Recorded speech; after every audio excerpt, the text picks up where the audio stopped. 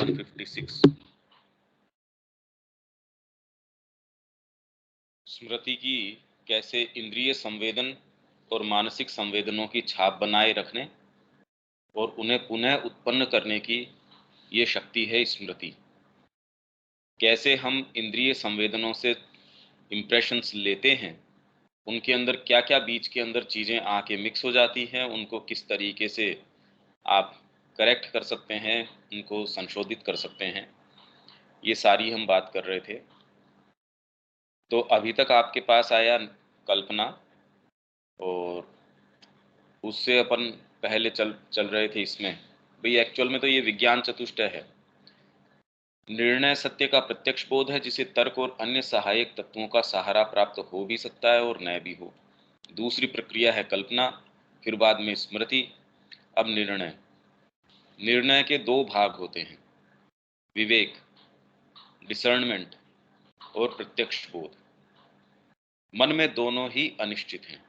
Mind के स्तर के ऊपर डिसर्नमेंट, चीज़ों के अंदर विभेद कर पाना और फिर उनके ऊपर जज कर पाना, क्योंकि प्रत्यक्ष बोध नहीं है, परसेप्शन डायरेक्ट है नहीं चीज़ों का। विज्ञान में, मतलब जिस विज्ञान की हम बात कर रहे हैं, भौतिक विज्ञान नहीं, विज्ञान चतुष्टय है ये। विज्ञान में विवेक का अंतर्भाषात्मक विभेद करने की क्षमता होती है, जो एकाएक देख लेती है कि क्या गलत है और क्या सही है। ये एक्चुअल में तो बहुत ज़्यादा इम्पोर्टेंट फैकल्टी है और ये बाहरी तरीके से नहीं आ सकती। नहीं तो व्यक्ति सारा समय इसी के अंदर कि मैं क्या करूं और क्या न करूं। अर्जुन इसी समस्या में तो आ गया था कि मेरे जीवन के अंदर क्लैशिंग धर्माज हैं, एक धर्म दूसरे को खंडन कर रहा है। अब इसके अंदर मैं क्या करूं, मेरी बुद्धि जो है भ्रमित हुई जा रही है। और वो धर्म इस तरीके के उस युग के कि गुरु की हत्या नहीं कर सकते आप, कुल धर्म है आपका, वो नष्ट नहीं कर सकते, ये चीजें हैं, ये नहीं की जा सकती। तो जब इस तरीके के संकट हमारे जीवन के अंदर सामने आ जाएं, उस समय कौन सी वाणी है? अगर वो न हो तो आप ये सोचिए कि मनुष्य फिर बाद में किस तरीके के निर्णय लेगा। अर्जुन के पास अगर भगवान की वाणी न हो तो वो क्या निर्णय लेने की स्थिति के अंदर था, देख लीजिए। सच्चा डिसर्नमेंट, सच्चा विवेक, इसका मतलब आपकी अंतरात्मा अगर हो, वही आपको सच्चा डिसर्नमेंट दे सकती है।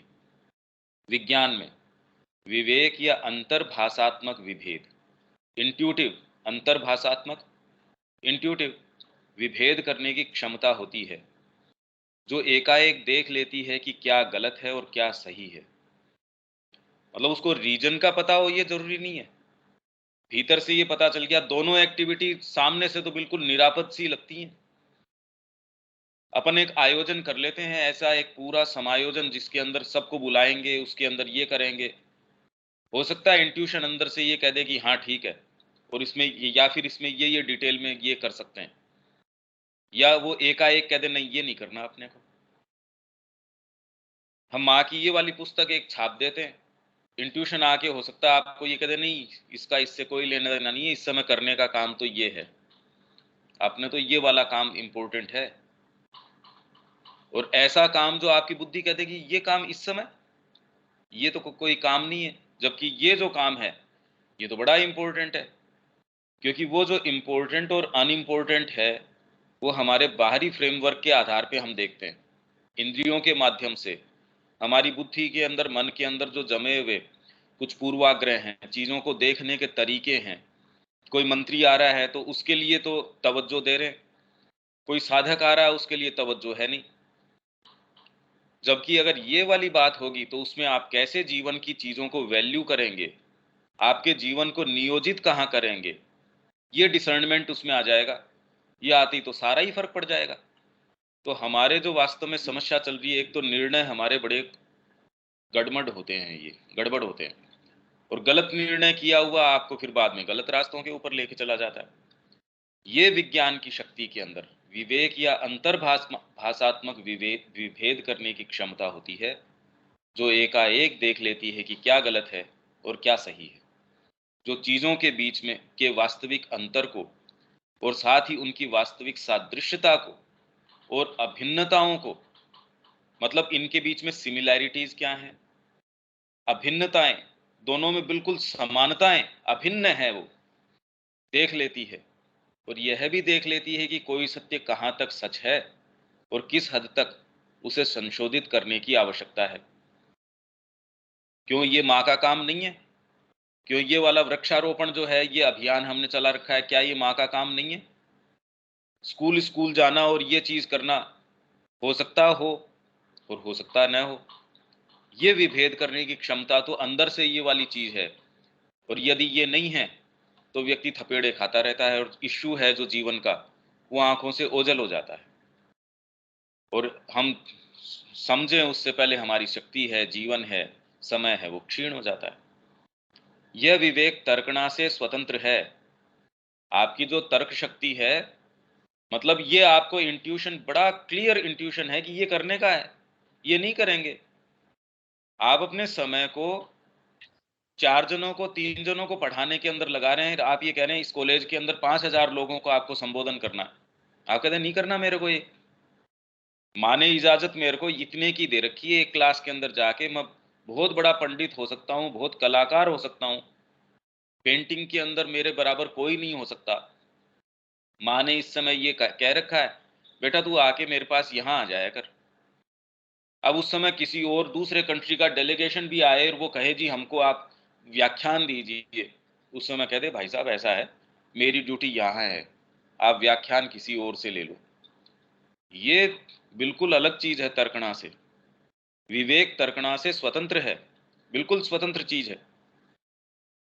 मतलब इसका जैसे मैं आपको उदाहरण दूं, माँ के पास टेलीफोन कोविड समय आता था, सेंटर से भी आता था, मतलब केंद्र से। कई बार बीच के अंदर पीएम तो है वहाँ, अलग अलग जो पीएम हुए अपने अपने समय पे वहाँ विजिट भी करते रहे, आश्रम से संपर्क भी रहा। कई ऐसी चीजें थी उसके विषय में, कई बार बीच में फोन भी आ सकता था। ऐसे के अंदर जो अटेंडेंट था उसका माँ के पास पहुंचने का, मान लीजिए कोई समय है 6 बजे शाम को।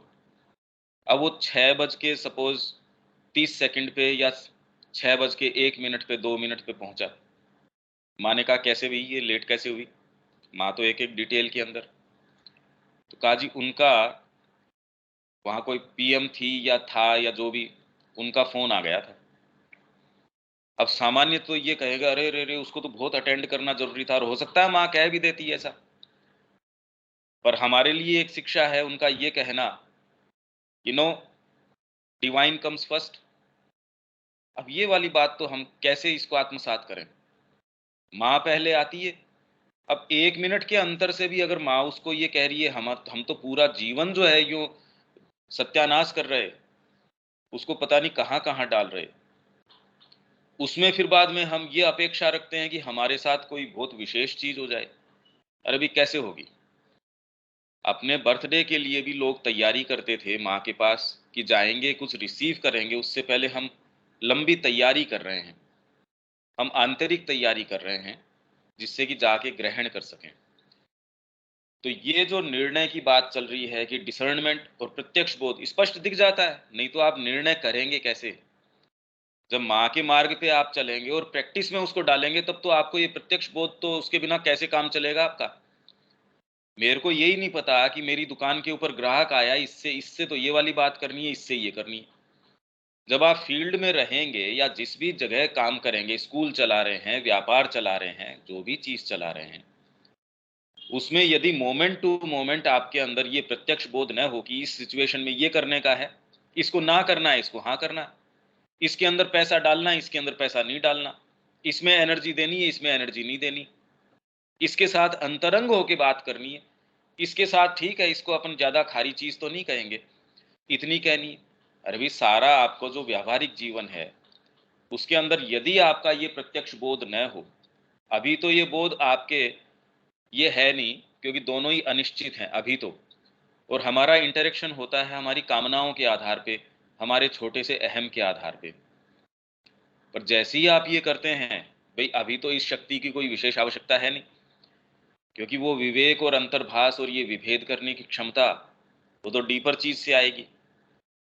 पर यदि हम इस जीवन में या इस तरीके से देखना चाहते हैं, चीज़ों को समझना चाहते हैं, जीवन को व्यवस्थित करना चाहते हैं, तो फिर तो उसको देखने का शिफ्ट भी आना चाहिए। मेरी नज़र में फ़र्क भी आना चाहिए। मेरी दृष्टि है, वो सत्य के अनुसार देखे तो प्रत्यक्ष बोध तो तब आएगा, और उसके अनुसार तब देखे जब मैं उसकी वाणी सुनूँ। नहीं तो सारा जीवन हमारा जो है, बिल्कुल गतरस के अंदर जा रहा है, और हमारे निर्णय हैं, ये न तो ये बोध होता, और उस न बोध होने के कारण जैसे हम निर्णय लेते हैं, और उसके कारण जितनी परेशानी के अंदर आ जाते हैं जीवन के अंदर, भई अपनी ही आत्मा का खंडन करके हम प्रसन्न कैसे हो सकते हैं? तो सारी एक्टिविटी, सारे काम करके भी अंदर से ये कहते हैं ये हो क्या रहा है? यदि हम में कोई चीज़ डीपर है, और यदि हम सरफेस के ही हैं, तो एक्टिविटीज़ करके ही या जो भी काम हम करते हैं उसके अंदर ही, भई छोटी-छोटी चीज़ के अंदर भी व्यक्ति अपने अहम को कैसे पोषित कर लेता है। तो इसके अंदर वास्तविक अंतर को, अगर ये डिसर्नमेंट आपके अंदर है, तो चीज़ों के बीच के भेद को, शेड ऑफ डिफरेंस इतना बारीक होता है जीवन के अंदर। 2 व्यक्ति आपके पास आए, इसके साथ तो आप बिल्कुल अपने परिवार का व्यक्ति आया, हो सकता है आप उसको कोई विशेष समय ही न दें।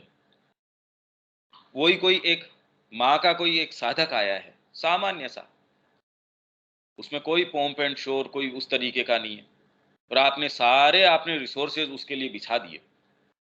आप जानते हैं किस चीज़ की क्या कीमत है? अरे इस व्यक्ति ने अपना जीवन माँ के लिए पूरा समर्पित कर दिया। ये सामान्य व्यक्ति नहीं है ये तो। इसके लिए तो मैं कर दूँ सो कम है। वही एक कोई बड़ा रेप्यूटेड व्यक्ति है, उसके लिए भी आप क्या, ये पहले तो ये टालने की कोशिश करोगे कि भई आप यहाँ न आएँ, या मेरी व्यस्तता है, या जो भी है। ये अगर डिसर्नमेंट हो तो आपके निर्णयों में इतना अंतर आना शुरू हो जाएगा, और आपके जीवन की इतनी वैल्यूज़ में अंतर आ जाएगा, आपके सारे काम, और अंतर आता कहाँ से है? हमारा वास्तव में जीवन वही है जो हमारे निर्णय हैं। हमारे जो भी निर्णय हैं, वही तो हमारा जीवन है। उनकी वास्तविक सादृश्यता को, चीज़ों में सिमिलैरिटीज़ किसमें है, अभिन्नता, और आइडेंटिटीज़ कौन से के अंदर, किस तरीके से, ये तो आइडेंटिकल बात है भई, ये सिमिलर बात है, इनमें अंतर है, ये हम देख पाएँगे। और यह भी देख लेती है कि कोई सत्य कहाँ तक सच है, और किस हद तक उसे संशोधित करने की आवश्यकता है। बात तो ठीक है ये, पर इसमें ये मॉडिफ़िकेशन करने की आवश्यकता है। ये ऐसी सूक्ष्म चीज़ें हैं, जो यदि आप अपनी बुद्धि के सहारे अगर करने की कोशिश करो, तो इसमें तो लगभग धोखा है। गहरे जीवन में मुद्दे अलग हो जाते हैं। जैसे हम ये अध्ययन कर रहे हैं, आप अपने स्तर के ऊपर अध्ययन करो, और फिर बाद में क्या, फिर इसको एक जो इसको जानकार है उससे, उसके माध्यम से इसका अध्ययन करो। हमारी ही बुद्धि थी, वो कैसे-कैसे इसका ट्रांसलेशन किस तरीके से करती है। वो इसका जो अर्थ है, कई बार तो अबोधगम्य होता है, कि यार ये कहना क्या चाह रहे हैं। तो इसमें कितना अंतर आ जाता है, आप ये देख लीजिए। यह विवेक तर्कणा से स्वतंत्र है, आपके रीजनिंग नहीं है इसमें। इसका मतलब ये नहीं है कि कोई बेवकूफ़ी भरे काम आप करने शुरू कर दोगे, कि आध्यात्मिकता में आ गए, अब तो हमको पूरे लाइसेंस है कि हम बिल्कुल निरंकुश तरीके का जीवन जिएँ, कभी ऐसा नहीं है। इसलिए माँ श्री अरविंद इसके अंदर परफेक्शन की बात कर रहे हैं, आपकी एक-एक चीज़ परफेक्ट, पर तर्कणा के आधार पे नहीं, वो आपके डीपर एक सेंस है। उसमें इंफ्रा रैशनल की बात नहीं है, रैशनल मतलब तर्कणा शक्ति के ऊपर आ गए। इसमें इंफ्रा रैशनल एलिमेंट्स, जैसे धर्म के अंदर इंफ्रा रैशनल एलिमेंट्स घुस जाते हैं, और उसके आधार पे कितना रक्तपात धर्म के नाम पे हो रहा है, उसका धर्म से क्या लेना देना है, पर इंफ्रा रैशनल एलिमेंट घुस गए। वैसे ही हमारे सुप्रा रैशनल एलिमेंट भी हैं, रैशनल से ऊपर के हैं, जो इसमें आके इसमें प्रवेश करके, तो विवेक है ये तर्कणा से स्वतंत्र है। यह तथ्य को प्रत्यक्ष रूप से जानता है, परंतु महज एक सहज वृत्ति इंस्टिंक्ट के द्वारा नहीं। पशु के अंदर तो इंस्टिंक्ट है, वो बिल्कुल सहज वृत्ति से बिल्कुल सही-सही जानता है, ये वाली घास खानी है, ये नहीं जानी खानी। उसको बिल्कुल क्लियर परसेप्शन है, मनुष्य को ये क्लियर परसेप्शन नहीं होता, क्योंकि इंस्टिंक्ट से तो वो नाता तोड़ चुका। अभी इंट्यूशन उसके पास आ नहीं रही, तो बीच की कड़ी के अंदर बेचारा ठोकर खाता रहता है, क्योंकि पूरा प्रकाश उसके पास है नहीं। जानवर बिल्कुल सेल्फ श्योर है, अगर मनुष्यों के संपर्क में नहीं है, तो उसकी क्रियाएँ कोई भी ऐसी नहीं होंगी जो उसको नुकसान पहुँचाएँ। सहज वृत्ति से वैसा ही भोजन करेगा, बीमार हो जाएगा तो ऑटोमैटिकली उसको जो अपने जीवन के अंदर जो चेंजेज़ लाने हैं, आप देखोगे कुत्ता अलग तरीके से करेगा, बिल्ली अलग तरीके से करेगी। वो जानते हैं हमको इतना भोजन करना है या ये वाला करना है या ये नहीं करना है या इस तरीके से करना है। सहज वृत्ति उनकी बड़ी सही है, सही दिशा में मूव करेंगे, सही क्लॉक में उनकी क्लॉक सही चलेगी, सही तरीके से चलेंगे। तो ये प्रत्यक्ष रूप से जानना इंस्टिंक्ट के द्वारा नहीं है, महज एक सहज वृत्ति के द्वारा नहीं, वह इसे स्पष्ट बोध के साथ आलोकित रूप से जानता है, जो सुनिश्चित होता है और कोई गलती नहीं करता है। और वो कोई गलती नहीं करता इसके अंदर, नहीं तो कैसे जीवन को गाइड करें। मैं आध्यात्मिकता में आ जाऊं तो आप काम तो करेंगे, आप कोई आंख बंद करके तो बैठे नहीं रहेंगे। अब आपके कर्म तो सारे वैसे के वैसे ही नजर आ रहे हैं, उनको गाइड करने वाली चीज कोई केंद्र अलग है। तो इसलिए सामने वाली दृष्टि को तो हो सकता है न दिखे, पर फिर भी आपके जो निर्णय हैं एक अलग स्थान से आते हैं, जो आप बिल्कुल सुनिश्चित होते हैं, नहीं नहीं इस केस में ये करना है मेरे को, स्कूल तो चलानी है मेरे को, माँ का विद्यालय चलाना है। पर इसको अब इसमें आपके निर्णयों से आप देखेंगे कि या तो आपके विद्यालय में चेतना का प्रवेश हो जाएगा, किस चीज से, हो सकता है वही पुस्तक पढ़ा रहे हो आप, पर आपके पढ़ाने के ढंग में फर्क आ जाएगा। जैसे ही आपका ये निर्णय है, आपका ये प्रत्यक्ष बोध है जागृत हो जाता है, तो चीजों में आपके ये परकोलेट करने लगेगा, चीजों के अंदर से धीरे धीरे इसकी खुशबू है, इसका जो रंग है वो आने लगेगा। लोगों के साथ आप व्यवहार करेंगे, उसमें जब निर्णय इस आधार पे होगा तो उससे मेरे को कैसे बातचीत करनी है। किसी के साथ पहले आप लंबे समय बातचीत करते थे, अब आपको अंदर से ये महसूस हो गया, नहीं ये तो मेरे काम का नहीं है। मतलब माँ के उपयोग से आप अपने जीभ का स्वाद देखते हैं कि चेतना तो नीचे आती है इससे। और यदि आपको प्रत्यक्ष बोध हो गया, जो ऊपर बात चल रही थी, और डिसर्नमेंट आपका आ गया कि माँ के लिए जरूरी है इससे व्यवहार करना, तो उतना ही व्यवहार करेंगे। आपको क्लियर परसेप्शन आ गया है, इससे तो मेरी चेतना में नीचे गिरावट आती है। तो यदि मजबूरी है उससे व्यवहार करना, तो फिर आप उस चीज को देखोगे कि क्यों इससे गिरावट आती है। तो पहले तो आप ये देखेंगे कि भी इसके अंदर मेरा कोई ना कोई वाइटल का इंटरेक्शन है, कोई ना कोई चीज है जिसके कारण गिरावट आती है, यदि मजबूरी ही हो। नहीं तो यदि ये आपको महसूस हो गया कि इसके साथ इंटरेक्शन से, अब ये प्रत्यक्ष बोध है, आपको स्पष्ट दिख रही है। दो चीजें हैं बिजनेस डीलिंग के अंदर, एक में आपको निश्चित नजर आ रहा है कि ये डीलिंग अगर मैं करता हूं तो इससे मेरे को नुकसान होने वाला है, पर कोई चीज परसेप्शन आपको ये है भी नुकसान होगा या फायदा होगा, ये तो करने का काम है, ये तो करूंगा मैं। दूसरा कह देगा यार ये कैसा निर्णय है, और आपका निर्णय बिल्कुल सही हो सकता है, एकदम सत्य के ऊपर आधारित हो सकता है। यदि आप वो न करते, भाई ये क्लियर परसेप्शन की बात है, उसको जाके कहा अश्वत्थामा हत है, पर उसके ये परसेप्शन नहीं है कि ये सत्य का स्वर है, कि परमात्मा स्वयं कह रहे हैं, तो इसके अलावा सत्य क्या हो सकता है। अब वो जाके अपनी बीच के अंदर टांग लगा रहा कि न रोवा कुंज रोवा। ये जब परसेप्शन आ जाता है, ये आपको वास्तव में, तो अगर गहराई में आप रमण करते हैं, उसमें आप निवास करते हैं तो आएगा, नहीं तो परसेप्शन नहीं आएगा। अपन जो जनरली कहते हैं बिन सत्संग विवेक न होई, सत्संग यदि आपका नहीं है, सत्संग बाहरी कोई नहीं है, हालांकि उसका तो बहुत ज्यादा इंपैक्ट है, पर वो बाहरी भी तभी होगा जब आप अंदर से वैसे होंगे। नहीं तो क्या उपलब्ध नहीं है? अरे भी जिनको आवश्यकता है उसको तो सब जगह सारी चीज उपलब्ध है। और हो सकता है एक जना सत्संग के बीच के अंदर भी रह के उसका ध्यान तो खाली विषयों के ऊपर लगा हुआ है, आश्रम के अंदर वहां चारों तरफ वो काम करता है, और फिर भी उसका ध्यान पता नहीं किस चीज पे लग रहा है। तो इसलिए बिन सत्संग जो है वो विवेक नहीं होता, और हरि कृपा बिना वो मिलता नहीं। तो ये डायनेमिज्म बड़ा अलग तरीके का है। पर कुल मिला के इसकी कड़ी जो प्रत्यक्ष बोध है, वो भी आपके अंदर से ही है। विज्ञान की एक शक्ति भी है जिसे अंतर्भास, अब ये और एक की इंट्यूशन, फिर उसके बाद इंस्पिरेशन, फिर उससे ऊपर रेवलेशन। अब ये तो हमारे को अगर ये महसूस हुआ है तो ये बिल्कुल अलग-अलग श्रेणियाँ हैं, अलग-अलग चीज़ें हैं। इंट्यूशन जनरली कई बार हमको हो जाता है, क्लियर परसेप्शन कि ये आप उसके कारण बता पाओ, न बता पाओ ये क्या ज़रूरी है? एक अनपढ़ व्यक्ति है उसको क्लियर परसेप्शन हो सकता है, अरे करने का काम तो ये है। ये धनी व्यक्ति है, प्रतिष्ठित व्यक्ति है, पर मेरे को इससे क्या लेना-देना? मेरा लेना-देना तो इससे है। ये तो बिल्कुल सामान्य सा व्यक्ति है, तो भी कोई ख़ास बात नहीं है। मेरे गुरु हैं ये। इस व्यक्ति के लिए मैं 1 मिनट भी लगाऊँ, ये क्या आवश्यकता है? अगर ये अनन्यता हो, ये क्लियर परसेप्शन हो, तो एक स्त्री के अंदर भी देखो आप सतीत्व आ जाता है। एक कोई व्यक्ति के वहम हो गया, तो उसके गुरु ने कहा, तो तेरी आगे की शिक्षा है, वहाँ वो एक लेडी है, उसके पास चला जा। अब उसके अंदर बड़ी पावर सारी चीज़, तो उसने कहा भी ठीक है, गुरुजी ने कहा है, उनकी आज्ञा का पालन करने के लिए चलो उसके पास चलते हैं। रास्ता लंबा क्योंकि कोई साधन नहीं जाने का, पैदल ही चलना। बीच के अंदर बैठा था।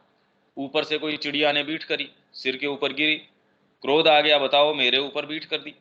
ऊपर क्रोध की दृष्टि से देखा, चिड़िया लट से नीचे आके गिर गई।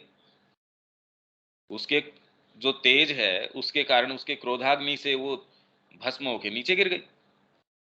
हाँ, भाई ठीक है। अब वो आगे चला, जाके उस लेडी के यहाँ घर के बाहर जाके उसने कहा, जी मैं आया हूँ। कहा ठीक है बैठो, अभी मैं पति की सेवा में हूँ, बैठो शांति से। अब वो बैठा रहा, बैठा रहा, बैठा रहा। लंबा समय बीत गया, फिर कहा कि जी मैं बैठा हूँ बाहर। कहा हाँ ठीक है, मैं अभी कोई सेवा में हूँ या मैं कोई काम में हूँ, बैठो। अब उसका जब धीरज टूट गया, मतलब बहुत ज्यादा लंबा समय हो गया, तो उसने थोड़ा आतुर स्वर में कहा, जी मेरे को बहुत लंबा समय हो गया। तो उसने कहा चुप बैठो उधर, मैं वो चिड़िया नहीं हूं कुछ तेरी ये कोई क्रोध से मेरे कोई फर्क पड़ने वाला है। तब उसके घड़ों पानी गिर गया, अरे मैं तो जबरदस्ती अभिमान के अंदर था। ये कई ऐसी लेटेंट चीजें हैं जो परसेप्शन क्लियर, अदरवाइज तो थोड़ी सी चीज आती नहीं। अरे सामान्य क्षमताएं हैं, वही हमारी चीजों को रोक लेती है। तो ये कोई सामान्य सा व्यक्ति है, उसके अंदर भी आ सकती हैं ये चीजें।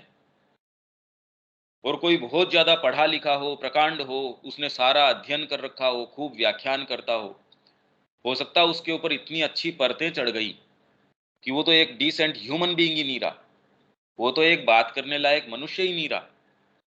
उसके तो अहम इतना बढ़ गया कि आप उससे बैठ के प्यार से बात नहीं कर सकते, उससे प्रेम से शांति से बात ही नहीं कर सकते आप। जिसे अंतर्भास कहा जाता जाता है, इंट्यूशन। यूं तो हर जना जो आजकल इसका दुरुपयोग करते, मेरी गट फीलिंग ये है, अरे गट फट क्या है इसमें? सबकॉन्शियस से चीज आती है, आपके फियर उठते हैं, जनरली दुनिया के अंदर वैसी चीज हो जाती है, आप कहते हैं मेरी गट फीलिंग ये थी। तूने पहले ही संशय डाल दिया उस काम में, तो पहले ही सारी चीजें नेगेटिव होने की कोशिश में है। ये इन दोनों की दोस्ती तो हुई, मेरी गट फीलिंग है ज्यादा समय नहीं चल पाएगी, तेरे ऐसा सोचने से देखो उसके अंदर उनकी वास्तव में चली नहीं। अब आपने पहले ही उस फल में कीड़ा डाल दिया, फिर कहते मेरी गट फीलिंग ये है, इसको खा जाएगा। तो खाएगा, इसमें बात क्या है? आप इसको इंट्यूशन का नाम देते हैं, ये इंट्यूशन है नहीं।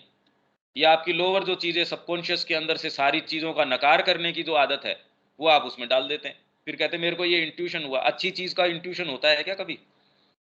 मेरी ये गट फीलिंग आई, मेरे को ये फीलिंग आई, मैं वहां बैठा था, अचानक कोई कारण नहीं था, मेरे को ये आया, तो इसका मतलब कोई इंट्यूशन थोड़ी हो गया।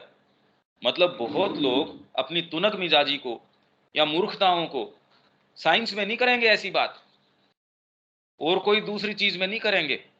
आध्यात्मिकता में आते ही निरंकुशता को वो इंट्यूशन का नाम देना शुरू कर देते हैं कि आप जब बेतरतीब तरीके से चलते हैं, इसका मतलब आपके आपके प्रेरणा आ गई, मेरे को अचानक प्रेरणा आ गई जी, तो मैं बैठा बैठा जो है अचानक उछल गया, ये कर गया।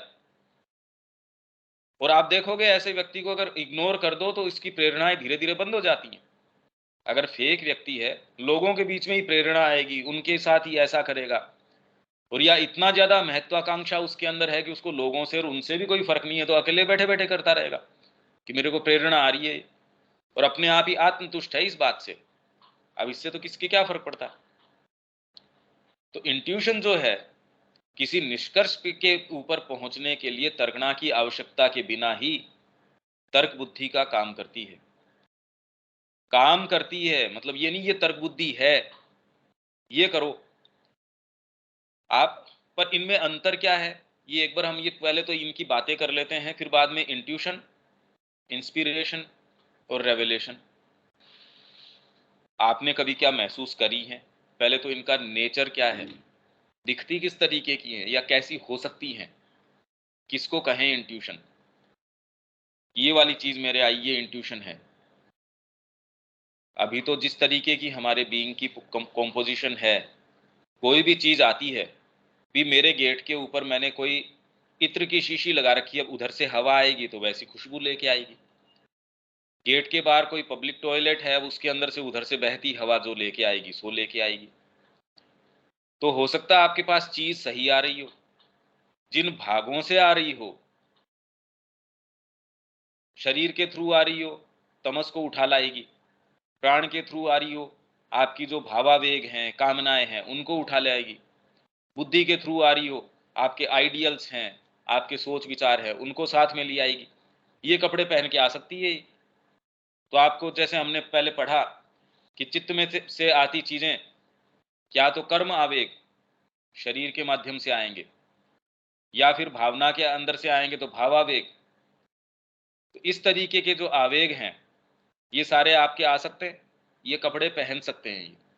मैं ये कह रहा हूं कि इंट्यूशन की क्रिया, जिससे हम अपनी कड़ियां, अगर कभी ऐसा हुआ हो, कोई ऐसा वाकया कि हाँ ये वाली बात ऐसी थी, आपके सोचे समझे बिना और ऐसी कोई लाइट आ जाना, क्लियर परसेप्शन कि यदि ये काम उस समय न करते, हमको बिल्कुल असंभव लग रहा था, हमको जितनी भी सारी चीजें थी उसमें ये लग रहा था करने का तो ये है, पर फिर भी कोई एक बीच में ऐसी चीज आई जिसने कहा ना ना ये नहीं ये।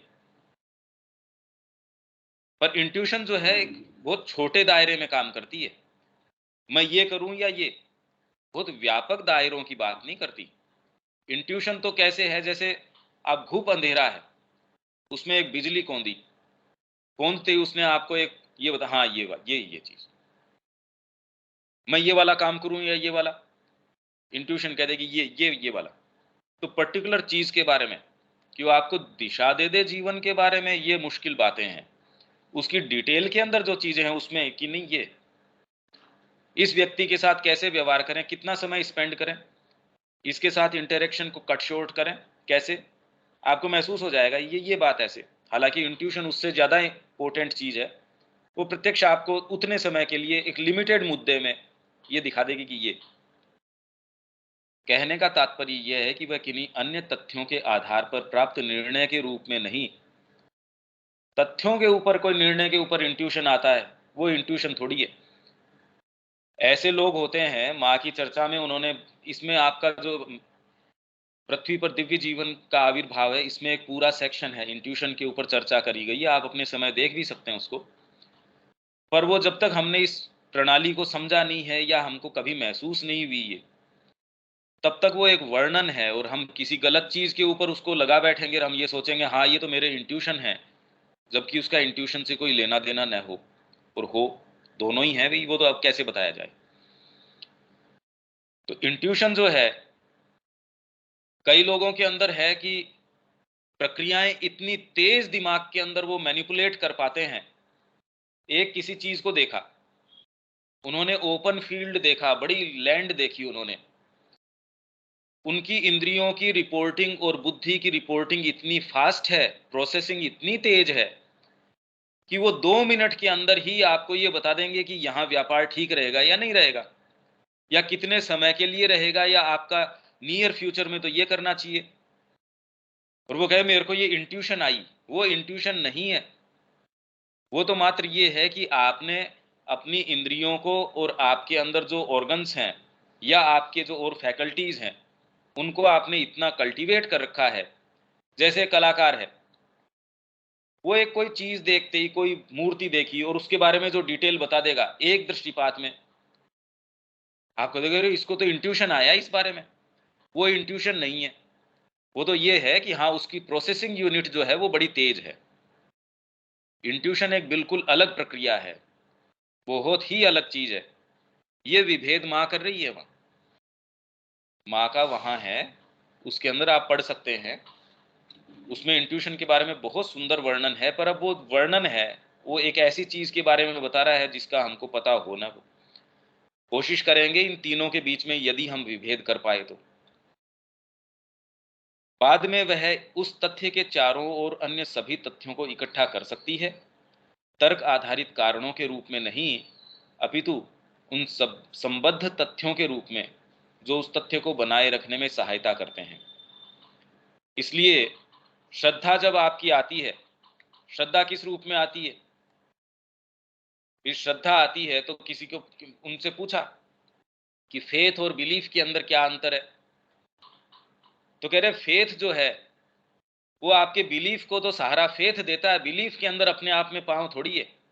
मैं ये चीज मानता हूं, उसके तो पांव नहीं है, उसको आपको बार बार तर्क से आधारित करना पड़ेगा। ये बिलीफ मेरे को इसलिए है क्योंकि इतने सारे लोग ऐसा काम करते हैं, क्योंकि इस समय प्रचलन में ये है, क्योंकि इसका आधार ये है। श्रद्धा को किन्हीं आधारों की आवश्यकता नहीं है, श्रद्धा तो स्वयं आधार है।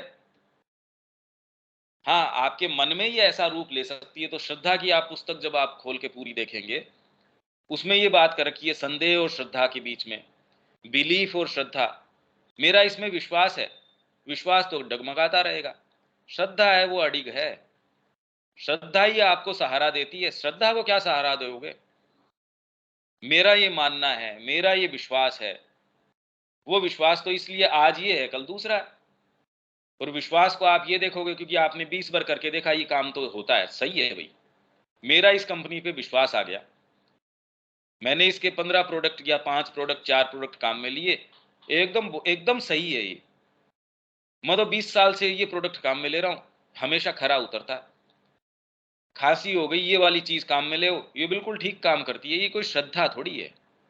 ठीक है, आपके ये काम करता है उतने ठीक है, पर 2 बार भी काम नहीं करेगा, इतने के अंदर आपका जो है वो बिलीफ उसके ऊपर या आपका जो उस पर विश्वास है वो डगमगा जाएगा। श्रद्धा ऐसी चीज नहीं है, चाहे सारी दुनिया इधर से उधर हो जाए, आपका खुद का बाहरी बीइंग आपको ये कह दे कि माँ ने तो हमको छल लिया, धोखा दे दिया, हम तो इसलिए आए थे, हमको शुरू में ये लगा कि जगदम्बा है, यहाँ तो मृत्यु नहीं होएगी, हमने तो अपना सारी चीज, अपना मेरी जो संपत्ति थी, मेरे हिस्से की थी, वो सारी बेच के और यहाँ दे दी। आज जब देखो मेरी स्थिति ये है कि मैं कपड़े की, मेरे को एक कपड़ा मेरे को वास्तव में आवश्यक है, मेरे को वो मिल नहीं रहा, मेरे को ठंड लग रही है या मेरे बुखार हो रही है, उस समय मैं बात कर रहा हूँ तो मेरे को ये साधन नहीं मिल रहा। अरे पहले इतनी गाड़ियां मेरे चलती थी, इतने लोग मेरे थे, 1000 लोगों के ऊपर मैं काम करता था, मेरी ये टीम थी, रोज का मेरा ये था वो था, सारी चीजें। या आपकी हेल्थ एक समय ऐसा आपको कहेगी, मतलब आपका जो सबकॉन्शियस है या आपके अंदर जो जमी हुई चीजें हैं, किसी भी चीज का बहाना ले लेंगी। आपकी कोई ऐसे जगह बेइज्जती हो गई या आपके आत्मसम्मान को ठेस पहुंच गया, उसको माध्यम बना लेगी, उस समय आ जाएंगी। आपके कोई बहुत घनिष्ठ व्यक्ति है, उसकी मृत्यु हो गई या उसके साथ कोई अनिष्ट घटित हो गया, उसको माध्यम बना लेंगी, उसके अंदर से उठ के आ जाएंगी। फिर आपको जो रोज आप जिन चीजों पे कान नहीं देते थे, उस दिन आके चुपचाप में धीरे सी आप में डिप्रेशन आ जाएगा।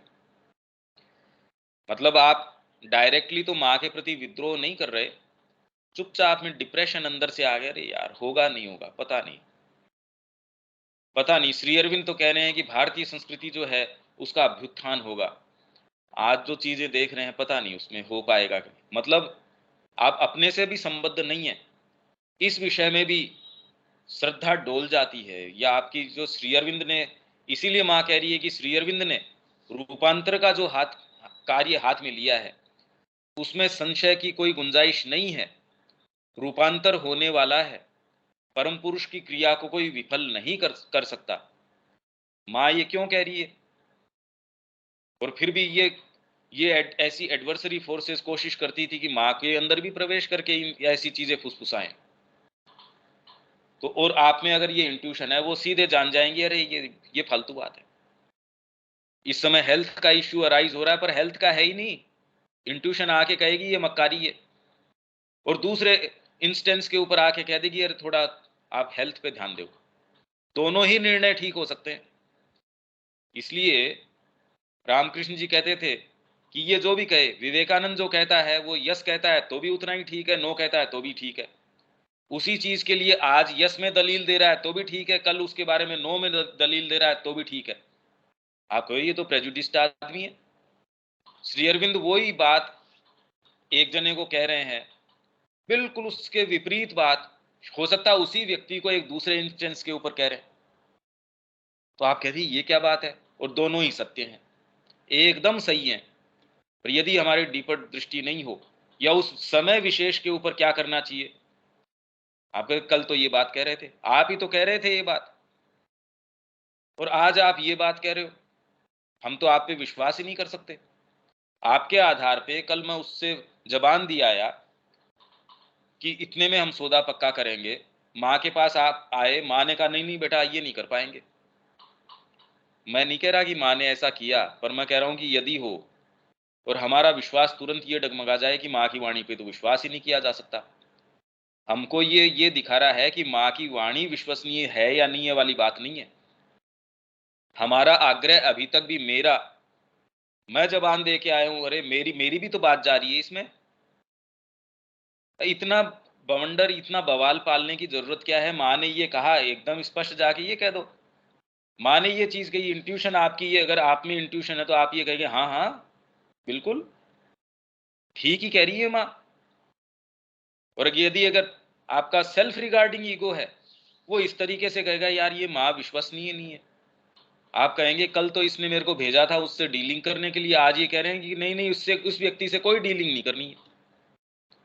अब कल आपने उससे बड़े प्रेम से उसको बिठा के चाय नाश्ता किया, अब आज वो दोबारा आ गया, आप कहते भाई साहब मैं गेट नहीं खोलूंगा आपके लिए। अब ये करते कितनी तकलीफ होगी आपको, सोच लीजिए। आप व्यक्तिगत तौर पे इसको करके देखो, आव भगत करने के अंदर तो क्या जोर आता है, पर एक कल आपने आव भगत करी उसकी, और आज माँ कहती कि डंडे से पिटाई करनी है उसकी, आप कहते भाई ये काम तो बड़ा भारी कह दिया।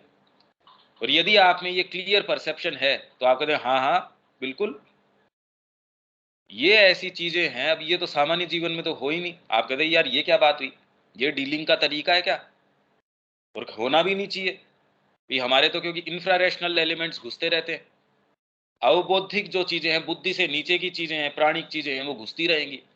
4 दिन आपकी ने आपको जब अच्छा अच्छा बताया, आप उसकी अवगत करेंगे। 5वें दिन जो है आप में कोई चीज प्रवेश कर गई, आप में यदि यदि धर्म का भी प्रवेश हो गया तो आप गला काट देंगे उसका। अरे भाई क्या करें, तकलीफ बहुत हुई, हमारा नजदीकी है, 3 पीढ़ियों से हमारा साथ है, पर देखो क्या हुआ, पार्टीशन हुआ जब, भारत पाकिस्तान का क्या क्या उनकी कहानियां हैं सुनो। और किस नाम पे, क्या उनको तकलीफ नहीं हुई होगी? ऑनर किलिंग, अपनी खुद की बच्ची की, बेटी की, भाई इनकी बहन की ऑनर किलिंग वो करते हैं, तकलीफ होती है, पर हाँ भाई ये मैंने धर्म के नाम पे किया। इस नाम पे जब चीजें घुस घुस के आती हैं, और ये अगर शक्ति हो, वो क्लियर परसेप्शन है, अरे ये नीचे की चीज आ रही है, इसका धर्म से क्या लेना देना, आपको रोक लेगी इस चीज से। ये क्लियर परसेप्शन आपको, और मनुष्य जाति ये जो नीचे की चीजों से प्रभावित है, थोड़ी बहुत सेंसिबिलिटी हो तो ये काम हो ही नहीं सकते। परसेप्शन नहीं है, प्रेरणा, ये तो थी इंट्यूशन की, फिर ये है प्रेरणा, और उसके बाद में आएगा प्रत्यक्ष दर्शन, रेवलेशन। तो हमारी, इसको इंट्यूशन को बोलते हैं स्मृति। स्मृति, तो ये जो मनुष्य स्मृतियां हैं और स्मृतियां हैं वो इसके आधार के ऊपर, पर उनका इशू जो है वो आपको कोई व्यापक रूपरेखा या उस तरीके की नहीं, डिटेल के अंदर, जीवन के अंदर ये ऐसे करो, वो आपको डिटेल्ड गाइडेंस देंगे। तो स्मृतियां हैं वो, श्रुति की श्रेणी के अंदर नहीं है वो, श्रुतियां दूसरी हैं। आपके वेद वगैरह जो है उनको श्रुतियां कहते हैं कि ये श्रुति है, और वो उससे ऊपर रिवील्ड है बेसिकली, तो प्रत्यक्ष दर्शन है वो।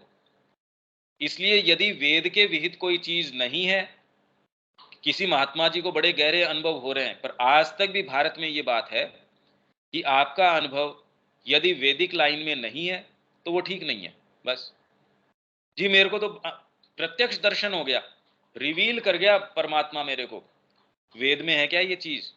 नहीं, वेद के अनुसार तो नहीं है, तो आपकी चीज ठीक नहीं है।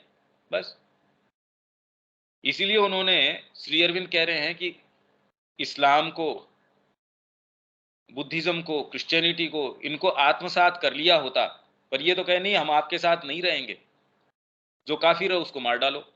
ये वाली बात वेद में नहीं है, इसलिए अनवैदिक है।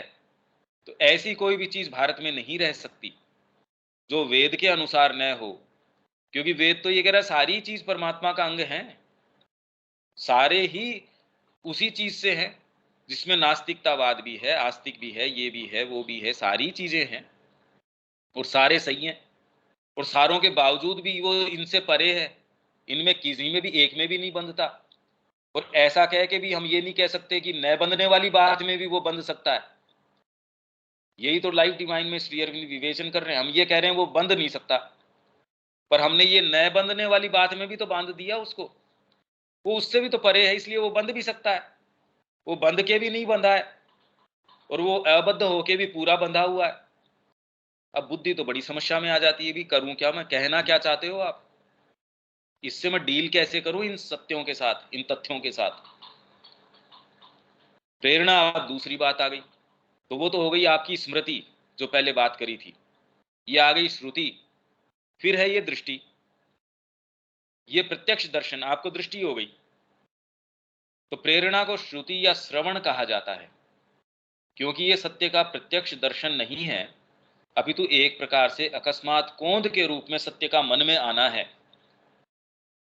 मेरे को प्रेरणा हुई, अब इस बात को इससे आप घटा के देख लो कि वो प्रेरणा है नहीं है, इस, क्योंकि ये एक तरीके की डेफिनेशन टाइप की है, सामान्यतः। इसीलिए मैं पहले इस पे इतना जोर दे रहा था कि अगर स्मृति, कल्पना, इनका ही हमको सेंस नहीं है, ये तो बहुत डीपर पावर्स हैं, बहुत ज्यादा पोटेंट पावर्स हैं ये तीनों की रेवलेशन और स्पिरिचुअल डिस्क्रिमिनेशन, इन चार की बात करते हैं ना वहां,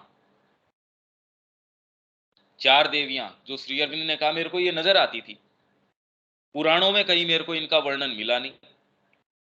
वेदों को पहले, क्योंकि जिस तरीके का प्रचलन के अंदर था, तो वेद को मैंने कभी सीरियसली लिया नहीं, क्योंकि ये था कि ये तो कर्मकांड है, इसके अंदर फिर आपको, पर किसी ने मेरे को फिर बाद में ये कहा जी आपको जो ये अनुभव हो रहे हैं इन देवियों के, वो आप इनके अंदर देखो, तो ये देवियां हैं, सरस्वती है, इला है।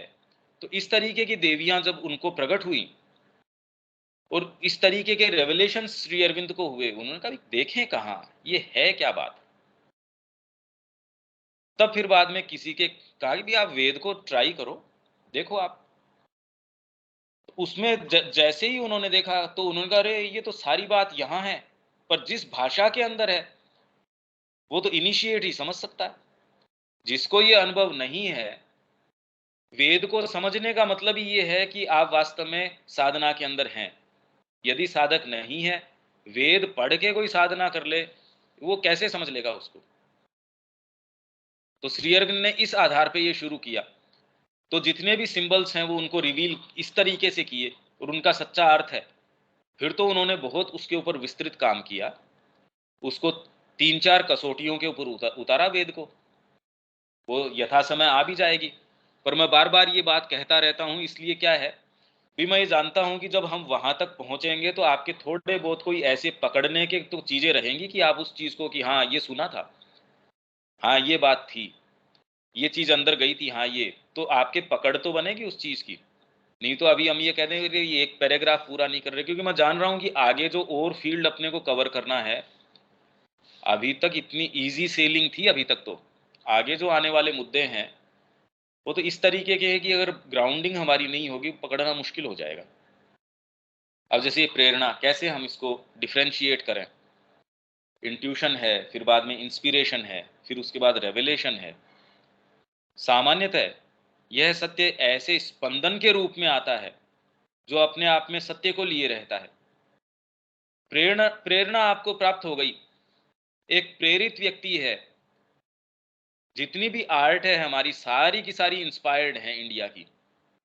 प्रेरणा के अंदर आप ये देखिए, एक प्रेरित व्यक्ति है, वो कुछ ही समय में कितना चीज कर डालता है, और जो प्रेरित नहीं है बेचारा रगड़ रहा है, भावना के कारण कर रहा है, आपके प्रति उसकी बहुत अच्छी भावना है, प्रेरणा नहीं है, या उसके एंथुजियाज्म नहीं है, बच्चे के यदि कोई एंथुजियाज्म होगा, हाँ हाँ हम ये मूवी देखने चलेंगे, तो तुम एक काम करो, अपने रूम वगैरह को अरेंज कर लो, तुम ये कर लो, वो फट से कह देंगे अरे मैंने कर लिया। आप कहेंगे अरे इतनी देर में ही कर लिया, और आप देखने जाओगे वास्तव में उसने कर लिया।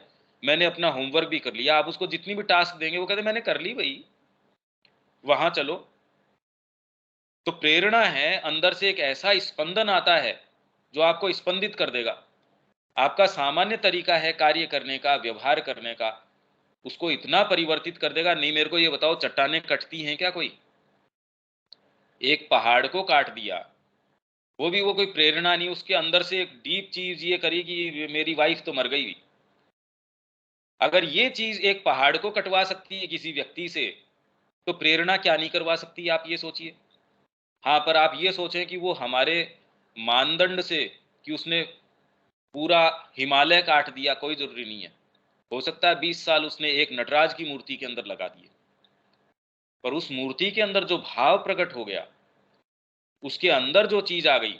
इसीलिए श्री अरविंद उसके अंदर, कला के अंदर, भारतीय संस्कृति के अंदर कला का जब विवेचन करेंगे, तो वो ये बता रहे हैं कि भारतीय कलाकार प्रेरणा के अंदर अपने आप को, उस इस शक्ति के अंदर वो अपने आप को देता है और उसको एक्सप्रेस करने देता है। उसको वो ध्यान कहते हैं। हो सकता है वो मूर्ति बनाने के अंदर 20 साल ध्यानस्थ स्थिति के अंदर वो न किसी से बोल रहा, पूरे समय उसके हाथों में ये प्रेरणा है। साहित्यकार है, उसने एक ग्रंथ लिखा, इतना ज्यादा प्रेरित है वो। जैसे श्री अरविंद ने कहा कि सावित्री है, उसके अंदर मिनिमम जो है ओवर माइंड जो इंस्पिरेशन है, उसको मैंने आधार बनाया, उसके आधार पे मैं आगे चला हूं। उससे नीचे की चीज आई है वो मैंने नहीं ली, या उसको बात बात रिवाइज करते रहे। वो क्या चीज है ये? प्रेरित कोई शब्द आ जाता है वो हमेशा ही फ्रेश है। गीता आज भी फ्रेश है।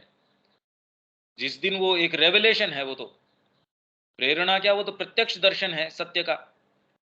तो इसलिए श्री अरविंद कह रहे हैं कि वो जिस भाषा के अंदर है वो कोई टेम्पोरल नहीं है। उस समय जैसे यज्ञ की बात करी, तो यज्ञ आज भी उतना ही प्रासंगिक है। वर्ण व्यवस्था की उस समय की बात कर रहे थे, तो वो कोई जाति प्रथा नहीं कि वो सामयिक कोई चीज हो, टेम्पोरल कोई चीज हो, वो आज भी उतनी ही लागू होती है। तो प्रत्यक्ष दर्शन सत्य का इस तरीके का है, एक बार रिवील हो गया, वो तो हमेशा ही, आपका कोई भी चीज हो वो उसका खंडन नहीं कर सकती। वो तो एस्टेब्लिश्ड है भाई, सत्य है ही, नहीं तो मतलब क्या हुआ उसका, वो सत्य है। प्रेरणा एक ऐसी चीज है, आपको श्रुति है, यह सत्य एक ऐसे स्पंदन के रूप में आता है जो अपने आप में सत्य को लिए रहता है, और कभी कभी तो ये वास्तविक शब्द के रूप में आता है, आपको ये मिलता है ये। हाँ, पर अगर गहनता से आप काम करेंगे तो आप जानेंगे नहीं। ये बहुत बार आपको अनुभव होता है इस चीज का, आपको शब्द मिल जाएगा, आप वही चीज लिखेंगे, पर एक्चुअल में ज्यादा बात करने से इसमें व्यक्ति ये कहता है मेरे को तो बहुत प्रेरणाएं प्राप्त होती हैं, जबकि वो प्रेरणा ही नहीं है, क्योंकि अभी हमारे अंदर नेसेसरी शुद्धिकरण ही नहीं है। यदि प्रेरणा आ भी रही हो, मेरे घर के चारों तरफ कीचड़ ही कीचड़ है, कोई अच्छे साफ सुथरे कपड़े पहन के आ भी रहा होगा, वो उसके अंदर से कैसे आएगा? कहीं ना कहीं तो उसके लगे बिना रहेगा नहीं। तो अगर स्रोत सही से आ भी रहा हो, पर हमारा नेसेसरी आधार तैयार न हो, हाँ फिर भी आ जाती है। ये कोई मोहताज नहीं है हमारे बीइंग की या इसकी या उसकी। वो तो अपवाद तो हमेशा ही हो सकते हैं, पर यदि इन फैकल्टीज की निर्बाध क्रिया की हम बात करें तो वो नहीं हो सकती, या हम सेल्फ श्योर नहीं हो सकते। आज के युग में तो बड़ा मुश्किल है, क्योंकि बुद्धि इसके अंदर प्राधान्य के अंदर है। रीजनिंग जो है तो इसको आना भी पड़ता है, तो इसके कपड़े पहन के आना पड़ता है। ये भी चर्चा वेद के संबंध में आ जाएगी कि क्यों इस समय, पहले जो वेद का क्या किस तरीके से वो समझते थे, आज यदि हम समझेंगे तो आज क्या किस तरीके से। इसलिए हम देखते हैं वेद के बाद में जब बुद्धि की प्रधानता धीरे धीरे आने लगी, तो इंट्यूशन जो है उसने एक्सप्रेस किया अपने को उपनिषदों के आधार पे। इसलिए कहते हैं हाँ ये ठीक है, ये थोड़े इंटेलिजिबल हैं, ये तो जो बात करते हैं वो तो प्योर इंट्यूशन के ऊपर है, वो तो रिवील्ड स्क्रिप्चर्स हैं, बुद्धि उसको पकड़ नहीं पाती। धीरे धीरे जब नीचे के रूप आए, तब कहते हैं हाँ ये बौद्धिक थोड़ा सा क्रिप्टिक चीज है, पर हाँ ठीक है, ये कुछ, ये ज्ञान कांड है। क्योंकि हम थोड़ा सा नीचे आ गए इंट्यूशन से, हम थोड़ा सा इंटेलेक्ट की ओर, बुद्धि, पर अभी भी जो इंट्यूटाइज्ड है, इंट्यूशन से प्रभावित है, तो हमारा जितना भी साहित्य है उसके अंदर आप ये देखिए कितना इसका प्रभाव है। कोरी बौद्धिकता नहीं है हमारे किसी भी साहित्य के अंदर। कोई भी साहित्य है धीरे धीरे आप उसको ट्रेस कर सकते हैं, इसके सत्य वेद के अंदर हैं। सब अपने पेरेंट बताते हैं वेद को ही है, ये आप देख सकते हैं। और उसके बाद में धीरे धीरे फिर गीता के अंदर तो पूरा ही मानसीकरण हो गया, पर सिंथेसाइज कर रही है वो माइंड के स्तर के ऊपर आके। पर इंटेलेक्ट किस तरीके का, कोई लोअर इंटेलेक्ट नहीं, सारी चीजों को व्यापक दृष्टिकोण से। कोई सामान्य चीज होती तो श्री अरविंद क्यों इतना मेहनत करते उसके ऊपर। पर वो कह रहे हैं तब गीता उन्होंने मेरे हाथ में दी और मैं वो सारी चीज समझ पाया जो भगवान अपने जो कर्मी है, वर्कर है, जो अर्जुन से चाहते थे या उन सब से चाहते थे जो उनकी सेवा करना चाहता है। पढ़ो आप उनका कि वो क्या कह रहे हैं। तो कभी कभी वास्तविक शब्द के रूप में आ जाता है जो अपने अर्थ को प्रकट करके मन के लिए नवीन सत्य ले आता है। देखिए आप जितनी भी गंभीर यदि इस लाइन में आते हैं, साधना करते हैं, हाँ उससे पहले भी आ सकता है और उसके कारण यहाँ आ जाते हैं। ये जो इंटर रिलेटेड प्रक्रिया है, पर इसके अंदर आप किसी इंट्यूशन से आ गए, किसी प्रेरणा से आ गए। प्रेरणा भी एक समय विशेष के लिए हो सकती है, वो आपको एक ग्राउंड तैयार कर दे, कह नहीं सकते। पर ये प्रत्यक्ष दर्शन, ये बड़ी अलग चीज है। आपको रिवील कर गया कि ये ही मेरे गुरु हैं और ये मेरे को परमात्मा के पास ले जाएंगे या ये स्वयं परमात्मा है। ये प्रत्यक्ष दर्शन है जो आंखों ने नहीं। अब आंख तो क्या देख लेंगी, एक ही गुरु है, दो जने गए, एक ने उनको गुरु रूप में अपना लिया, एक दूसरा अभी भी खोज कर रहा है, श्री अरविंद और माँ के पास जाता है, उनको गुरु रूप में अपनाता है। तीसरा जना, तीन जने चले, तीसरा चला गया कहीं और रमण आश्रम में चला गया, वहां जाके उनको गुरु रूप में अपना लिया। अभी कितने लोग हैं जो अनन्य रूप से माँ श्री अरविंद से जुड़े हुए हैं, जिन्होंने कभी भौतिक रूप से उनको देखा नहीं, पर फिर भी उनके कोई कमी नहीं है प्रत्यक्ष दर्शन के अंदर। वो कह रहे हैं बिल्कुल हम जानते हैं भाई, उनको एकदम ये रिवील्ड फैक्ट है। तो चौथी शक्ति है दृष्टि या प्रत्यक्ष दर्शन। यह अंतर्भास की तरह किसी व्यक्ति, वस्तु या परिस्थितियों के समूह को देखना और उनके बारे में सच्चाई का पता लगाना नहीं है। इन किन्हीं भी आधारों पे नहीं है। अरे वे गुरु तो वैसे ही दिख रहे हैं, एक ने ये गुरु अपना लिया, अब ये तो बाहरी, आपके पास तो कोई साधन ही नहीं है। कृष्ण प्रेम ने यशोदा माँ को गुरु मान लिया, कोई एक दूसरा व्यक्ति है वहां, कोई जा रहा है, जो अर्जुआ आया वो भी वहां जा रहा है उनके साथ, उसने तो नहीं अपनाया, वो साउथ के अंदर जाके माँ को गुरु बना रहा है। और इनके अभी भी ये मन में विभेद है दिलीप कुमार रॉय के, जो उन्होंने कहा मैंने ये सोचा भी ये माँ श्री अरविंद स्वयं मौजूद है, इनको यशोदा माँ को गुरु बनाया, अभी ये बात समझ नहीं आई। जिस दिन ये रिवील होता है कि भाई ये गोपाल, ये इस आधार के ऊपर ये चीज तय नहीं होती। अब ये क्या प्रत्यक्ष दर्शन है, आपकी इंद्रियों को ओवर रूल कर गया, ये आपके सोच समझ सारे को ओवर रूल कर जाता है। ये कोई प्रेरणा या ये ऐसी चीजें नहीं है। आप प्रेरित आप हो सकते हो, भजन गा रहे हो, प्रेरित हो, प्रेरित होके कोई चीज आपने शुरू कर दी और उसके अंदर जो चीज क्रिएट कर दी, सामान्य व्यक्ति सोच नहीं सकता वैसी क्रिएट करने की। आपके अंदर प्रेरणा है, कई बार तो आपको ये पता ही नहीं होता, ये कोई जरूरी नहीं है। प्रेरित व्यक्ति है, विभूति है। नेपोलियन है, उसने आके जो काम किया, दूसरे तो यही नहीं मानने तैयार, श्री अरविंद कह रहे हैं वो विभूति है। हीरो भी भूमि ईतो है, उसने 50 साल के अंदर जो है उसको जापान को कहां से कहां ला के बिठा दिया, जो पहले कोई उसको जानता नहीं था। क्या है ये, कौन सी चीजें हैं, कैसे कर देते हैं, कोई शरीर की ताकत के कारण कर देते हैं। इंट्यूशन तो कर नहीं सकती, इंट्यूशन तो एक मुद्दे, एक छोटे मुद्दे के ऊपर काम करती है। ये प्रत्यक्ष दर्शन उनको हो ये भी कोई जरूरी नहीं है। प्रत्यक्ष दर्शन तो बिल्कुल अलग चीज है, बहुत ही अलग फैकल्टी है। प्रेरणा कुछ भी करवा सकती है, प्रेरणा आपको प्रेरित कर देगी। चर्चिल अपनी स्पीच के अंदर कह रहा है कि हम ये जानते हैं कि हमको कोई गाइडेंस है जो इस समय हमारे साथ है, और यदि हम उसके प्रति लॉयल रहेंगे और जब तक हमारे कॉज के लिए हम रहेंगे, तब तक वो गाइडेंस हमको हमारा साथ नहीं छोड़ेगी। श्री अरविंद उनके मुंह के अंदर शब्द डाल रहे थे, और वो प्रेरित उसके जो स्पीचेज हैं उस समय के, युद्ध के समय के, उस समय आप देखो उसके जो स्पीचेज आप कहेंगे कि ये हाँ इंस्पायर्ड स्पीचेज, कहां से आ रही थी वो इंस्पिरेशन? लोगों को ये प्राप्त हो जाती है। जिसने भी जीवन में वास्तव में कोई वर्थवाइल काम किया, कुछ भी किया है, वो अपने शरीर के माध्यम से या अपनी प्राणिकता, इनके किन्हीं के भी माध्यम से नहीं हो सकता। क्या कर सकते हो आप उसी ढर्रे के ऊपर बड़े बड़े चक्र बनाओगे। आपकी ज्यादा क्षमता है, ज्यादा चर लोगे।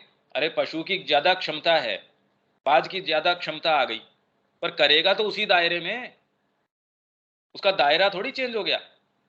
इनफैक्ट अगर ज्यादा बड़े पंख, ज्यादा बड़ी चोंच, ज्यादा बड़े ये हो जाए, खतरा हो जाएगा मनुष्य जाति को। तो आप ये कहेंगे ये जितना है उतना ठीक है। इसीलिए श्री अरविंद बार बार की हमको करने का एक काम, एकमात्र काम है असेंशन, वर्टिकल होना चाहिए। उसी केंद्र पे बड़े बड़े चक्कर काटते रहे। देखो मेरा व्यापार इतना बड़ा हो गया, कल मेरे इतनी थी, आज और हो गया, या पहले मेरा परिवार इतना सा था, अब मेरा परिवार में इसको इसको और बड़ा व्यापक परिवार हो गया। इन बातों में कोई आना जाने नहीं है। चेतना में परिवर्तन है, वही एकमात्र करने की चीज है। तो प्रेरणा, इंट्यूशन, और फिर बाद में ये रेवलेशन, चौथी शक्ति। तो श्रुति, श्रुतियों के आधार के ऊपर, और प्रत्यक्ष दर्शन, हमारे जो वेद हैं, श्रुतियां बोलते हैं ना उसको, और उनको स्मृतियां। चौथी शक्ति है दृष्टि या प्रत्यक्ष दर्शन। यह अंतर्भास की तरह किसी वस्तु, इनके ऊपर सच्चाई का पता लगाना नहीं है, अपितु यह स्वयं सत्य का दर्शन है, जो सभी परिस्थितियों, वस्तुओं आदि से स्वतंत्र एक प्रकाशमान विचार के रूप में आता है। पर अब ये विचार कहने के बाद अब हम ये कहते हैं कि हमारे सारे समय विचार उठते हैं। देखो हमारी तो सारे समय मैकेनिकल प्रक्रिया है, वो विचार विचार नहीं है। अब इन तीनों को अगर हम ये कहें, देखो इसको क्यों जोड़ा गया, इंट्यूशन को स्मृति से, श्रुति कान का काम हो गया, दृष्टि आपके नेत्र का काम हो गया।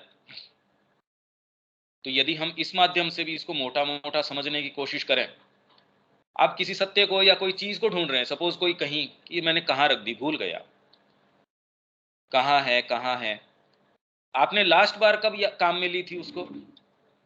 भाई मेरा फोन तब तक तो मेरी जेब में था, मैं वहां उस बिल्डिंग में गया था, खाना खाया था, तब तक तो मैंने यहाँ रखा था। हाँ तब तो था क्या, ध्यान नहीं आ रहा। लास्ट कॉल कब किया था, ये किया था, हाँ हाँ हाँ हाँ हाँ, मेरे को याद है वहां। कोई जरूरी नहीं है कि वो पूरा आपको सही याद ही आया हो, पर आपको एक चीज इससे एक एक लिमिटेड मुद्दा है कि मेरा फोन कहाँ होना चाहिए, ये याद आ गया। भी याद तो एक, जैसे स्मृति हम कह रहे हैं, मैं इसका एकदम स्थूल उदाहरण दे रहा हूँ। कोई चीज याद कर रहे हैं तो कोई लिमिटेड मुद्दा है, मेरी ये चीज कहाँ है, ये बात क्या थी, या ये मैं वहां गया था, वहां का वातावरण कैसा था, मतलब इसका मुद्दा एक बड़ा पॉइंटेड, एक पर्टिकुलर तरीके का है, और वो याद आ जाती है आपको। हाँ ये पढ़ी थी, बड़ी सी लाइब्रेरी है या बड़ा सा मकान है, कहाँ रखी थी, कहाँ रखी थी आपको, अच्छा हाँ हाँ हाँ हाँ, ठीक है ठीक है ठीक है, मैं वहां गया, और जाके हो सकता है मेरे को वो चीज मिल जाए। तो आपको एक सत्य का इंट्यूशन से पता चला, हाँ भाई ये है, पर वो लिमिटेड मुद्दा है। वो चीज थी, आपका मोबाइल है, आपकी चीज है, किताब है, पेंसिल है, जो भी चीज है वो आपको मिल गई। एक आपको जो है आप खोज रहे हैं, आपने किसी को फोन लगाया, मेरे को रास्ता बताओ भाई, मुद्दा बड़ा है। अब आप दिल्ली जा रहे हैं तो स्मृति की, मेरे को पिछली बार मैं जब गया था तो मैं याद करने की कोशिश करूं, ये वाला टर्न लिया था, ये वाला टर्न लिया था। आप कब तक पहुंचोगे अगर ये वाली याद करो तो? उसके अंदर तो आप ये कहोगे जीपीएस लगाओ भी इसके अंदर, या किसी को फोन करो अगर कि भाई साहब मैं, या कोई व्यक्ति वहां हो तो उससे पूछ लो इधर टर्न कौन सा ले मैं। श्रुति तो आप क्या तो फोन के ऊपर सुन रहे हैं या जीपीएस की सहायता से, वो भी एक आपको गाइड कर रहा है, कॉन्स्टेंटली गाइड कर रहा है वो आपको। तो श्रुति लगातार हो सकती है, ये लंबे समय तक आपके साथ काम करती है। और साधना में तो आप ये महसूस करेंगे कि आपको कहीं ना कहीं रोज, इवन कॉन्स्टेंटली अंदर से कुछ न रिवील करता रहता है आपको बार बार कि हाँ ये वाली बात है, एज इफ आपसे संवाद करते रहते हैं। इसलिए एक को कहा कि भी आप अकेले कैसे रहते हो, एक व्यक्ति कह जी पहले तो अकेले नहीं था, आपके आने के बाद अकेला हो गया। कैसे? कि मैं अकेला होता ही नहीं, मेरा सत्य या मेरे गुरु की वाणी, मेरी सारी वो चीजें मेरे साथ होती हैं। तो इसलिए उसको कोई बाहरी चीज़ों की आवश्यकता नहीं होती। वो प्रेरित है, वो कोई शांति से बैठा है या घोर कर्म में लग रहा है, किसी में भी लग रहा है, उसके सर्टेन ये श्रवण जो है अंदर से आप देखेंगे, कोई न कोई चीज़ आपके साथ संवाद कर सकती है। ये श्रवण, मैं स्थूल उदाहरण दे रहा हूँ, एग्ज़ैक्टली ऐसा होता है, ऐसा नहीं है, पर कुछ तो बात करेंगे हम। तो ये श्रवण वैसे ही है आप कि भई इसके बाद यहाँ हाँ, ये यहाँ पहुँच गया मैं, यहाँ ये बोर्ड लगा हुआ है, ये बैंक का बोर्ड लगा हुआ है, अब मैं कौन-सी गली लेऊँ? अच्छा आप इधर से आ जाओ। तो इसमें और ज़्यादा डायनामिक चीज़ है। वो तो एक स्टैटिक सी चीज़ है जो इंट्यूशन आई, ये ज़्यादा डायनामिक है। और ये तो रिवील हो गया आपको, आपको पूरा दिन निकल ही आया, आपके सामने वो प्रत्यक्ष दर्शन हो गया आपको। अब किससे पूछने वाले हो आप? न आपको ये आवश्यकता कि मैं कहाँ ढूँढूँ, क्या करूँ? अरे प्रत्यक्ष दर्शन हो गया आपको। आपको ये रिवील हो गई कोई चीज़, ये हमको आती है श्रद्धा के रूप में। अंतरात्मा, इसीलिए हम डेफिनिशन क्या थी उसमें? अंतरात्मा का साक्षात्कार है वो कोई चीज़ का। मन प्राण शरीर बेचारे समझते नहीं शुरू में, तो कि भी मैं जानता तो नहीं पर करने लायक काम यही है, करूँगा यही। मैंने देखा तो नहीं वो, पर मैं समुद्री यात्रा पे निकल पड़ा। मैंने ये चीज़ जानी तो नहीं, तो इसलिए श्री अरविंद ने कहा कि मैं एक रडरलेस बोट, बिना पतवार की नाव के अंदर एक ऐसी यात्रा के ऊपर निकल पड़ा हूँ। सावित्री के बारे में वो कह रहे थे। कौन सी चीज़ थी वो? तो एक रिवील हो गया आपको कि माँ है वरेण्य, मेरा जीवन आज के बाद और कोई दूसरी चीज़ न देखेगा न ये। फिर भी जीवन के अंदर पूरे अनंत उतार हैं, चढ़ाव हैं, पहाड़ हैं, नदियाँ हैं, वो तो मार्ग तो बचा है, पर वो कितना भी मार्ग है, कितनी भी बार आप गिर जाते हैं, कितनी भी बार आपके साथ कुछ भी हो जाता है, वो आप छोड़ते नहीं। उस मार्ग में फिर बाद में आपकी प्रेरणा भी आ जाएगी, वो आपको तेजी से ले चलेगी, मार्ग के रास्ते भी बता देगी। इंट्यूशन आ जाएगी जो आपको बता देगी कि नहीं नहीं ये वाला भोजन मत करना, ये वाला विषाक्त है। जैसे आप ये सिंदबाद की ओर की कहानियां पढ़ते हो या देखते हो, इसमें नहीं नहीं ये तिलिस्म है, इसमें तो जीवन के अंदर हर घटना में तिलिस्म है। इंट्यूशन आपको आके कह देगी नहीं नहीं ये वाली बात नहीं, ये कोई प्रत्यक्ष दर्शन वाली बात हो सकती है, पर प्रत्यक्ष दर्शन तो आपको कि आप उस पर आधारित हो गए, वेल फाउंडेड हो गए आप, करना तो माँ का ही काम है। अब और तो इसके बारे में देखो, जब तक अनुभव न हो, बाकी तो डिस्टिंक्टली कि हाँ ये रेवलेशन है, ये आपके इंस्पिरेशन है, ये इंट्यूशन है, ये सारी शक्तियां हैं जो देवियों के रूप में श्री अरविंद को प्रकट हुई थी। उन्होंने वेद के अंदर इनका निरूपण किया है, इनका रहस्य उजागर किया है। चलो यहाँ तक तो, अब इससे ज़्यादा तो हम क्या कह सकते हैं? रविकांत जी, कोई बात इसके अंदर? जी, जैसे जैसे हम रास्ते पे चलेंगे और माता जी से हम जुड़ जाएंगे, तो ये सारी बातें जो सबसे बाद में आपने कही हैं, ये स्वतः हमारे अंदर आती चली जाएंगी और हम और इसको अनुभव करते हुए आगे बढ़ते चले जाएंगे। मगर मुख्य बात आपने सबसे बाद में कही है कि जब माता जी से हम जुड़ जाएंगे और माता जी को हम एक प्रत्यक्ष दर्शन या अप्रत्यक्ष दर्शन जो भी है उनसे जुड़ जाएंगे, तो ये सारी चीजें हमारे यहाँ अपने आप स्वतः प्रेरणा और अंतर्दृष्टि और सब आती चली जाएगी और माता जी हमें गाइड करती चली जाएंगी कि हम इस रास्ते पे ऐसे चलें। हाँ, मेन पर चीज यदि हम इन फैकल्टीज को नहीं समझेंगे, तो श्री अरविंद का जितना भी साहित्य है, जैसे वेद के ऊपर जैसे कहाँ से उन्होंने शुरू किया, इसलिए हम जी इस सारे को इसलिए समझना चाहते हैं क्योंकि हमारे बीइंग का पूरा तार तार हमको समझ में आ जाए। और यदि हमको एक स्तर के ऊपर समझ में आता है, तो जो विरोधी शक्तियां जिस तरीके से एंटर करती हैं, वो अंधकार में से एंटर करती हैं, और जब बुद्धि में प्रकाश आ जाएगा तो उनके पांव उखड़ने शुरू हो जाएंगे।